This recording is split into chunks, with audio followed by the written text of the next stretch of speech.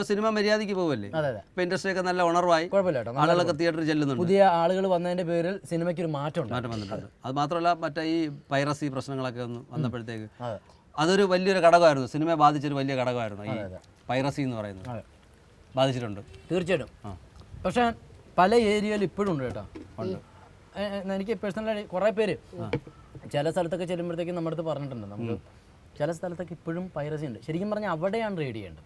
അവിടെ നമ്മൾ വേര് പറിച്ചു കളഞ്ഞാലേ പിന്നെ അതിന് വളർച്ചയില്ലാതിരിക്കും. അത് വേര് അവിടെ ഇപ്പോഴും ഉണ്ട്. അതാണ് പ്രശ്നം. ഏതായാലും പക്ഷേ അതൊരു ആ നടപടിയോടുകൂടി സിനിമാ തിയേറ്ററുകൾ കുറച്ചുകൂടെ സജീവമായി. തീർച്ചയായിട്ടും ആളുകളൊക്കെ തിയേറ്ററിൽ വരാൻ തുടങ്ങി, നല്ല തിരക്കായി തിയേറ്ററുകളിൽ. നല്ല പടമൊക്കെ തകർത്ത് ഓടുന്നുണ്ട് ഇപ്പോൾ. ഒരു ആവറേജ് സിനിമ നന്നായിട്ട് ഓടുന്നുണ്ട്. നല്ല സിനിമയൊക്കെ എന്നും ആളുണ്ടാവും ചേട്ടാ. അതെ അതെ. അടാ കഴിക്കാത്തൂടെ ഏത് പരിപാടി? അയ്യോ എന്നെ കൊല്ലല്ലേ. അല്ല മറ്റേത് പരിപാടിയൊക്കെ ഫ്രഷാണ്, ഗ്യാരണ്ടിയാണ്. ഞാൻ ഗ്യാരണ്ടി. എന്ത് ഞാൻ മുടിയെന്ന് വിചാരിച്ചു. വടയില് കരിയാപ്പില നോക്കേട്ടോ, അത് എന്താണ് കേട്ടോ, അത് കണ്ടത് ഒന്ന് നോയിക്കൂടെ കേട്ടോ. ഇത് കണ്ടോ ഇത് അമ്മയുടെ മുടിയാണ്. അമ്മയുടെ മുടിയോ? അമ്മയുടെ മുടിയാണ്. അമ്മയാണ് വട ഉണ്ടാക്കുന്നത്. ആണോ? അമ്മയുടെ ഒന്ന് പറയട്ടെ ശ്രദ്ധിക്കാനായിട്ട്. അമ്മയുടെ തിരി പറയാൻ പറ്റൂല, അമ്മ മരിച്ചിട്ട് 4 കൊല്ലമായി. ഞാനൊക്കെ പണ്ട് മിമിക്രി കളിച്ചിട്ടുള്ളൂ ഇതുപോലെയൊക്കെ. അമ്മയുടെ ഓർമ്മയ്ക്ക് അമ്മ അവസാനം ഉണ്ടാക്കിയ വടയത്. സീരിയസ് ആയിട്ട് പറയട്ടാ, സത്യം. കുഴപ്പമില്ലെന്നാ എന്റെ അമ്മയെ കുറിച്ച് എനിക്ക് കുഴപ്പമുണ്ട് കേട്ടാ. ഇത് എനിക്ക് കുഴപ്പമുണ്ട്. ഞാൻ ഇതിവിടെ വെച്ചേക്കാം. എന്താ പറയുക, ഞാൻ ഈ അമ്മയുടെ മുടി എപ്പോൾ കിട്ടിയാലും സൂക്ഷിച്ചു വെക്കും. മറ്റേ മോഹൻലാൽ പറഞ്ഞില്ലേ ഏതൊരു സിനിമയില് ചന്ദനം മുട്ടിക്കൊണ്ടിരിക്കും, അതുപോലെ വെച്ചിരിക്കും. എല്ലാവരും കത്തിക്കാം.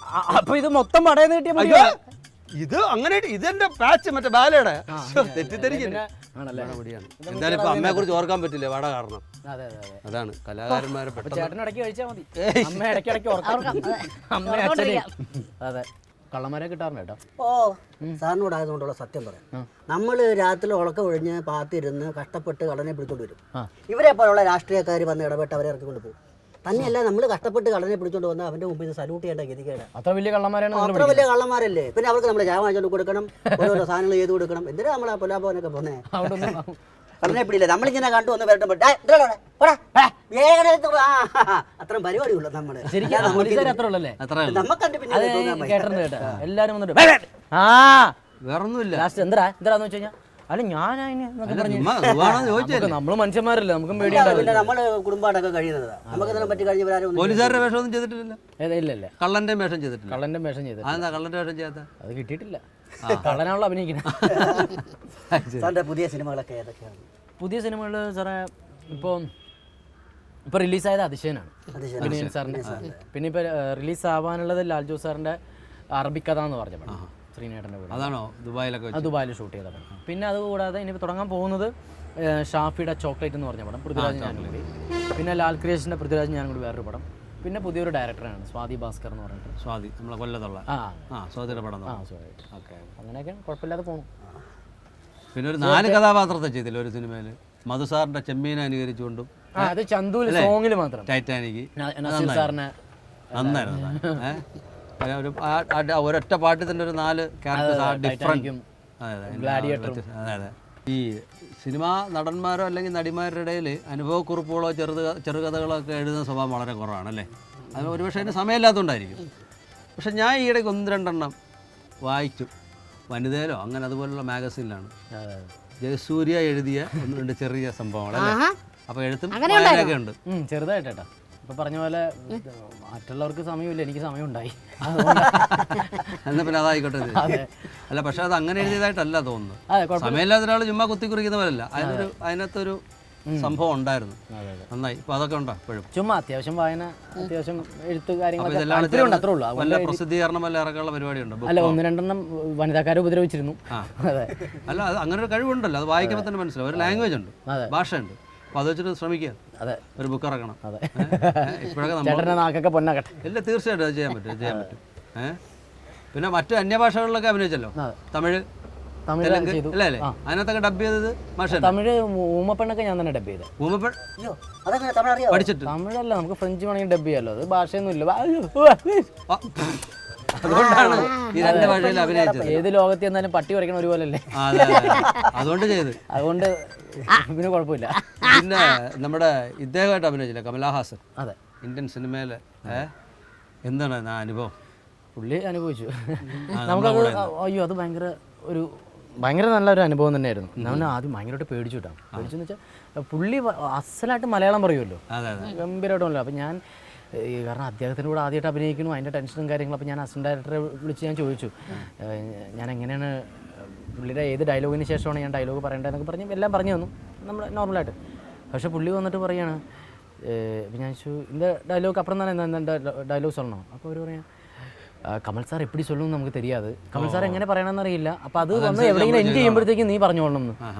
കാരണം അവർക്ക് ഒരിക്കലും പറയാൻ പറ്റില്ല സാർ, അദ്ദേഹം ഇത്ര സീനിയറല്ലേ. അപ്പം ഞാനിങ്ങനെ എനിക്കാകെ ടെൻഷനായി. അപ്പോൾ ലാസ്റ്റ് പുള്ളിയായിട്ട് ഭയങ്കര കമ്പനി അതിൻ്റെ പേരിൽ ഞാൻ ചോദിച്ചു, സാർ അപ്പോൾ ഇങ്ങനെ ഡബ് ചെയ്യുമ്പോഴത്തേക്കും പ്രോബ്ലം വരില്ലേ, സ്ക്രിപ്റ്റിലല്ലാത്തത് പറയുമ്പോഴത്തേക്കും പ്രോബ്ലം വരില്ലേ? ഇല്ലേ ജയസൂര്യ, നമ്മുടെ മലയാളത്തിലൊക്കെ ബാസി സാറിനൊക്കെ ഡയലോഗ് ഇല്ല, സ്ക്രിപ്റ്റ് ഇല്ല. അദ്ദേഹത്തിന് ഓൺ കുറേ ഡയലോഗ്സാണ്, പിന്നെ ഡയലോഗ്സ് ഉണ്ടെങ്കിൽ തന്നെ അദ്ദേഹം കയ്യിൽ നിന്ന് ഒരുപാടിട്ട് പറയും. അപ്പോൾ അതുപോലെയൊക്കെ ഞാൻ പറയുന്നത് എന്നൊക്കെ പറഞ്ഞ് പുള്ളി ഭയങ്കരമായിട്ട് നമ്മുടെ ബാസി സാറിനൊക്കെ ഭയങ്കര ഇതായിട്ട് പറഞ്ഞു. അപ്പം ഞാനിതുപോലെ ഇവിടെ വന്നിട്ടൊരു സിനിമയിൽ ഞാനിതുപോലെ സ്ക്രിപ്റ്റിലുള്ളതൊക്കെ മാറ്റി പറഞ്ഞു, കയ്യിൽ നിന്നൊക്കെ ഇട്ട് നോക്കി പൊക്കോളം പറഞ്ഞു തന്നിട്ട്. കമലഹാസൻ സാർ ഇങ്ങനെയൊക്കെ ചെയ്തു, നമുക്ക് പിന്നെ ഇങ്ങനെ ചെയ്തു പറഞ്ഞിട്ട് ഒരു കാര്യം ചെയ്യും, നീ പടത്തിന് വേണ്ട, നീ വിട്ടോ, സ്ക്രിപ്റ്റിലുള്ളത് നീ പറഞ്ഞാൽ മതി. കമലഹാസൻ സാർ പറഞ്ഞിരുന്നത് അത് കമലഹാസൻ, നീ ജയസൂര്യ, അത് ഓർമ്മ വേണം. എന്നാലും അതൊരു അനുഭവമായിരുന്നു. നമ്മൾ മാറി നിന്ന് ആരാധിക്കുന്ന ഒരാളോടൊപ്പം അഭിനയിക്കുക എന്ന് പറയുന്നത്. അയ്യോ അതങ്ങനെയാണല്ലോ കേട്ടോ. നമ്മൾ മിമിക്രി കളിച്ചുകൊണ്ടിരിക്കുമ്പോൾ നമ്മൾ ഇമിറ്റേറ്റ് ചെയ്തിട്ടുള്ള പമ്പിളി ചേട്ടനാണെങ്കിലും ജതി ചേട്ടനാണെങ്കിലും ഇന്നസെന്റ് ചേട്ടനാണെങ്കിലും അവരുടെയൊക്കെ കൂടെ അഭിനയിക്കാൻ പറ്റുമെന്ന് പറഞ്ഞാൽ വലിയ ഭാഗ്യമല്ലേ. ഏതായാലും പുതിയ തലമുറയ്ക്ക് എല്ലാവർക്കും എനിക്ക് തോന്നുന്നു ഏകദേശം ആ ഒരു ഭാഗ്യം ഉണ്ടായിട്ടുണ്ട്. തീർച്ചയായിട്ടും പഴയ കാലം പോലല്ല അല്ലേ, അത്യാവശ്യം കഴിവുള്ള എല്ലാ നടന്മാർക്കും ഇവിടുത്തെ ഏറ്റവും സീനിയർ മോസ്റ്റ് ആയിട്ടുള്ള നടന്മാരോടൊപ്പം ഒക്കെ അഭിനയിക്കാൻ കഴിയും. ആ ഒരു ഭാഗ്യം ജയനുണ്ടായിട്ടുണ്ട്. അതെ തീർച്ചയായിട്ടും. അതുകൊണ്ടല്ല നമ്മുടെ മമ്മൂക്കയുടെ കൂടെ ലാലേട്ടൻ്റെ കൂടെ സുരേഷ് ചേട്ടൻ്റെ കൂടെ ഒക്കെ അഭിനയിക്കാൻ പറ്റിയത് തന്നെയല്ലേ. ഏതായാലും മലയാള സിനിമയിൽ മാത്രമല്ല ഈ പറഞ്ഞതുപോലെ ഡബ് ചെയ്യാൻ പറ്റുന്ന രീതിയിലുള്ള തമിഴും തെലുങ്കും ഒക്കെ ചെയ്യണം. അത് തീർച്ചയായിട്ടും ഞങ്ങളുടെ ഈ സുകുമാര വിലാസത്തിൽ വരുന്ന ഇതുപോലെ ഞങ്ങളെ കൊച്ചു കലാകാരന്മാരൊക്കെ പ്രാർത്ഥന എപ്പോഴും ഉണ്ടാകുന്നു. അതാണ് കേട്ടോ ഏറ്റവും വലിയത്. നമ്മളെ സ്നേഹിക്കുന്നവരുടെ പ്രാർത്ഥന നമ്മുടെ കൂടെ ഉണ്ടെങ്കിൽ നമ്മൾ തീർച്ചയായിട്ടും നമ്മൾ ഉദ്ദേശിക്കുന്ന തലത്തിൽ നല്ല നിലയിലെത്താൻ പറ്റും. ഓരോ പ്രാവശ്യവും ഓരോ ചിത്രങ്ങൾ വരുമ്പോഴും അത് വിജയിക്കണേ എന്ന് ഞങ്ങളും മറ്റുള്ള ഇതുപോലെ കാണാൻ ആഗ്രഹിക്കുന്ന എല്ലാ പ്രേക്ഷകരെ പോലെ ഞങ്ങളും പ്രാർത്ഥിക്കും. തീർച്ചയായിട്ടും അതുപോലെ തന്നെ ചേട്ടനും ജനങ്ങൾക്ക് കഴിക്കാൻ പറ്റുന്ന രീതിയിലുള്ള ഫുഡ് ഉണ്ടാക്കാൻ. ഇത് ഞാൻ ചിലരെ ഉദ്ദേശിച്ച് ഉണ്ടാക്കി വെക്കുന്നതാണ്. നല്ലതുണ്ട്, നല്ലതുണ്ട്. ഞാൻ ചായ മേടിച്ച് വെച്ചേക്കുന്ന പോലെ വേറെ ഞാൻ പൊതിഞ്ഞ് മേടിച്ച് വെച്ചിട്ടുണ്ട്. ആയിക്കോട്ടെ, ഏതായാലും വളരെ സന്തോഷം കാണാൻ കഴിഞ്ഞാലും. നമ്മൾ വന്നപ്പോഴത്തേക്കും ചെറിയ പ്രശ്നമായിരുന്നു. അപ്പോൾ ഇത് ഇനി മുതൽ രാഷ്ട്രീയക്കാരും പോലീസുകാരും തമ്മിൽ ഒരു പ്രശ്നം ഉണ്ടാകാതെ രാഷ്ട്രീയക്കാർ ജനങ്ങളെ സ്നേഹിക്കാൻ പറ്റുന്ന ഒരു രാഷ്ട്രീയക്കാരനാവട്ടെ എന്ന് ആശംസിക്കുന്നു. ഈ പ്രശ്നം ജനങ്ങളുടെ കയ്യിൽ നിന്ന് ഒരിക്കലും കൈക്കൂലി മേടിക്കാത്ത ഒരു പോലീസുകാരനെ ഇനിയെങ്കിലും കാണാൻ പറ്റട്ടെ അടുത്ത തവണയെങ്കിലും വരുന്നത്. ഈ പ്രശ്നങ്ങളൊക്കെ താൽക്കാലികമാണ് കേട്ടോ. ഇനി ചെയ്യുമ്പോൾ ഇങ്ങനെ പ്രശ്നമൊന്നും കാണൂല. ആണല്ലേ, അടച്ചുപൂട്ടു അല്ല. ഓക്കെ, ഇനി വരുമ്പോൾ ഇതുവഴി വരുമ്പോൾ ഒരു ചായക്ക് കയറാം. നല്ല ചായ തരും. ഓ ആയിക്കോട്ടെ, വളരെ സന്തോഷം, വളരെ സന്തോഷം.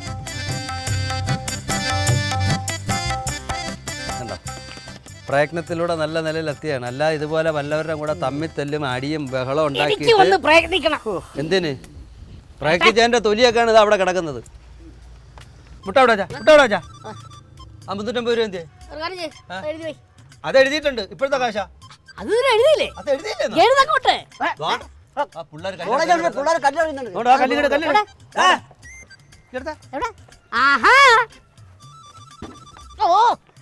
ഇത് ബോണ്ട കല്ലല്ല.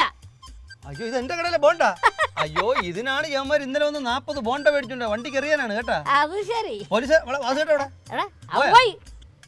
ഈ ബോണ്ട കൊണ്ടുള്ള ഗുണം മനസ്സിലായില്ലേ? ഒരാളെങ്കിലും ജോലിക്ക് പോയി. ഇനി ജോലിക്ക് പോകാത്തവർക്കായിരിക്കും ഈ ബോണ്ട പ്രയോജനപ്പെടാൻ പോകുന്നത്. അല്ല എന്നാ പിന്നെ ഞാനങ്ങോട്ട് ചെല്ല് അങ്ങനെ 2 ഗുണം ഉണ്ടായി. ബോണ്ട ഉണ്ട് ഭഗവാനെ 350 രൂപ പോയാൽ